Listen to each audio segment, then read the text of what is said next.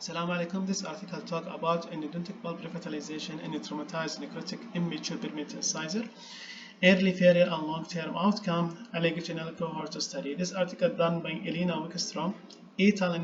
Done in Sweden, published in March 2022 in International Endodontic Journal.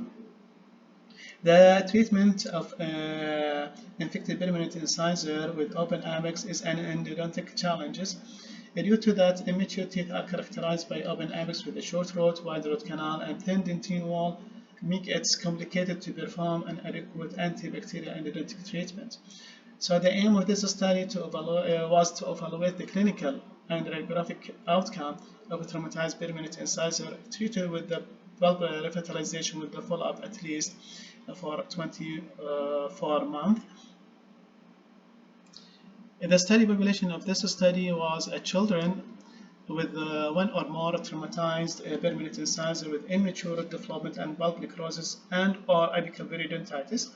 If the apical periodontitis is not present, we include only the teeth with the clinical sign and symptom of pulp necrosis. This experiment done by two endodontists, which is having experience in the treatment of traumatized immature teeth in young patients. There is 82 teeth enrollment in this study. 7 of them were excluded due to lack of compliance, and 75 which is included in the revitalization. 19 of them that cannot be performed the pulp revitalization due to the lack of the blood clot, and they end with the apexification and empty plaque, which is how it is considered the early ferial. And the pulp revitalization performed in 56 teeth. 45 of them successful pulp revitalization happened, and failed pulp revitalization will be in 11 of cases, and is considered late ferial as a persistent as a result of a persistent of infection. The treatment is done in 2 visits with 4 weeks in between them. And the intracanal dressing is a calcium hydroxide or 2% chlorhexidine gel, and there is not randomly allocated, which is the limitation of this study. So the success of this the percentage of successful revitalization is 60%, and 25 of early ferial, 25% of early ferial, and 15% of the late ferial. The crown discoloration,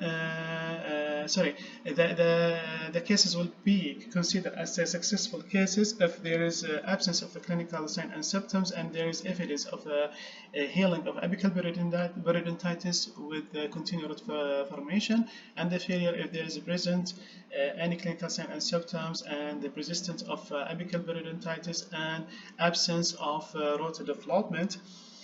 The crown discolorations is happen in 11 cases. 8 of them done in the pulp revitalization, and in 3 of them with the empty plaque. The flare up after first treatment appointment was 6.7. And the predictive, this is what happened in the late failure, that persistent apical periodontitis or ankylosis, or there is periodontal pockets. So the predictive variables in this study was root development stage at the entry, traumatism of tissue, and the pre-operative dentinal wall thickness, which is show a significant impact in the continued root formation. In this study, the successful of the pulp revitalization is 60%, which is not the same with the other study, which is ranged from 80 to the 90. And in the conclusion of this study, that there is 2 predictive variables for continued root formation were identifying the root development stage at the entry and the preoperative dentinal wall. And the failed cases were related to the lack of bleeding and a persistent infection, indicating that new techniques are needed to improve the predictability of the pulp revitalization. And thank you.